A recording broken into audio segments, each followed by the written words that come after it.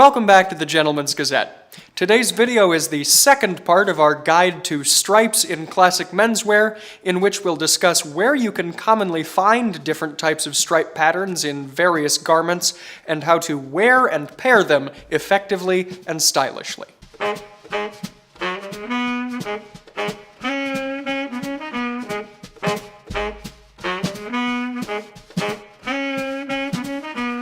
Before we begin with the subject matter proper of today's video, a reminder that you can check out the first video in this series here, and that you can also view our related comprehensive article on stripes in menswear here.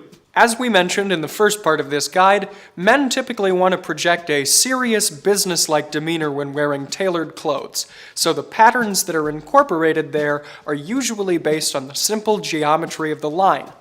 One of these patterns is checks, and the other is stripes, which we'll be discussing in depth again today. First, let's answer a basic question. How do you wear stripes effectively? The answer is that stripes can be worn in a wide variety of different orientations and styles, and it really comes down to your personal preference on whether you'd like them to look more reserved or whether you're going to be adventurous and opt for a more bold, fashion-forward look. You can accomplish both easily with stripes. First, let's talk about stripes in shirts. Striped shirts are typically a fairly safe and standard option, and if you want something that's reserved and pairs easily with a tie, a smaller stripe, evenly spaced, like a Bengal stripe, would be a good option to choose. Moving towards the smart casual or business casual dress codes, you could try something that's a little bit wider, like a candy stripe, but it would still be best to pair that with a more muted, subdued necktie. Now, on the other hand, if you want to go for a really bold look, you can be adventurous and pair different kinds of stripes. For example, as I'm doing here today, with both a striped shirt and a striped necktie. It's important to remember when you're pairing different kinds of stripes that the density of the patterns, in other words, how wide or narrow the stripes are, should vary greatly between the garments. If they're too close or the same size, but are in different colors, they won't appear harmonious to the eye. In other words, make sure that you've differentiated enough between the shirt stripes and the tie stripes so that they won't be mistaken for the same thing at any distance. Next, let's talk about stripes on jackets. Sometimes striped jackets can have a bold effect, but this isn't always the case. Generally, the wider the stripe is, the bolder the look will be overall. For example, if a jacket features bold sandwich, awning, or blazer stripes, it will come across as being much more adventurous than a jacket that features a simple pinstripe, hairline stripe, etc. When choosing different jackets to buy, remember to try on a few options with a few different kinds of stripes if you can. That way you'll be able to see the different mood that each jacket is creating and where those different circumstances would be appropriate. Stated another way, a fine white pinstripe on a navy jacket is pretty subdued, but a large cabana stripe on a multi-tone jacket would be a bit more out there. Whatever you happen to choose, one thing you'll probably notice is that the overall effect of a striped jacket is to give the illusion of a longer torso. This is because the vertical lines have the effect of drawing the eye upward across the frame. As a general practice, you should pair a patterned jacket with plain trousers to avoid large clashing patterns. The exception to this rule, of course, is if you're wearing a suit, in which case the pattern of the jacket and trousers should match exactly. Regarding a choice of necktie, you have two basic options. You can either go with a solid necktie, which as we've said already is the more conservative choice, or you can try to pair two kinds of stripes, or even a stripe and another kind of pattern, which would require even more advanced skill in pattern matching. Next, let's touch on stripes in full suits. Striped suits are not quite as bold as their checked suit brethren, and thus there's a greater latitude of opportunities where a striped suit is appropriate. Think, for example, of the rich history of pinstriped suits in banking and other financial or white-collar industries. Overall, the acceptability of striped suits depends on the dress code of your office and how much you want to stand out. For a more complete guide to dress codes in a work environment, check out our previous video here. As opposed to the standard pinstripe, a suit with a wider chalk stripe, or rope stripe if you'd like to use that term, is a bit more risky to wear. Italian styles tend to be bolder in their use of wider stripes, but they're still difficult to carry off, so make sure that you're following good examples of tasteful stripes in full suits. Next, we'll discuss stripes in overcoats. It's often said that things you can't get away with in a conventional jacket, like large patterns or aggressive textures, are more acceptable in a full overcoat, and this is also the case for striped patterns.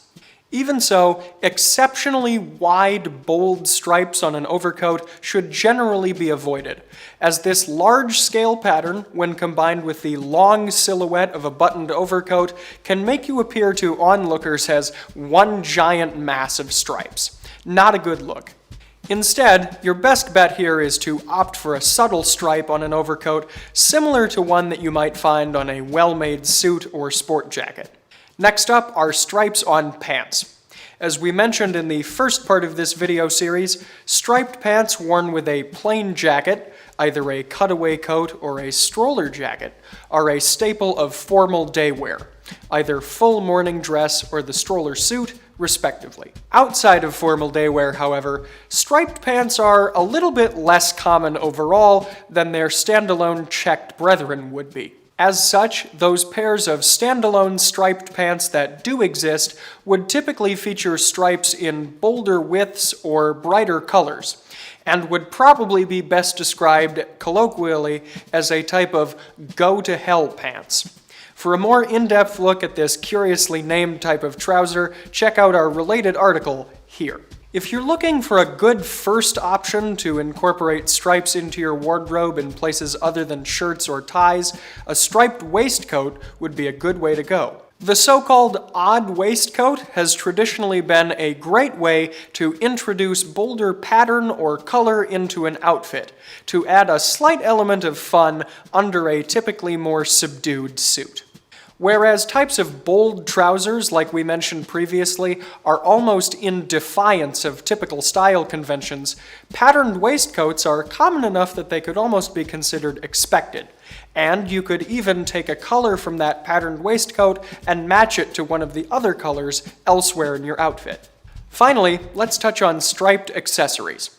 As with any other type of pattern, accessories are a great way to incorporate bolder colors into your outfit because overall they contain just a small visual element of pattern and don't overwhelm the other, probably more subdued elements of the outfit.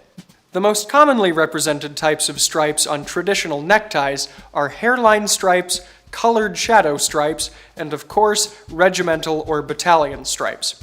All of these are typically featured at the diagonal, although they can be featured in other orientations as well. That's a little bit less common. In drab winter weather, a striped scarf can be a terrific way to add a pop of color to a probably more subdued outfit, especially when paired against a solid overcoat. Meanwhile, in the summer months, outfitting a straw hat with a striped band is a great way to immediately increase your sporty sprezzatura. In conclusion, and as we mentioned in the first part of this series, stripes are a widely versatile pattern that are equally at home in casual sporty settings and more formal settings, depending on the type of stripe used. Their varied use in all different kinds of garments, as we've discussed today, means that it's relatively easy to dress them up or down depending on how you take different kinds of striped accessories and pair them together. Just make sure that the densities aren't too similar between garments. Overall, one thing's for sure. If you do your homework on how to wear them, it's not hard to earn your stripes. So, what kinds of striped garments do you wear now, and what types do you plan to incorporate into your wardrobe in the future? Let us know in the comments section below.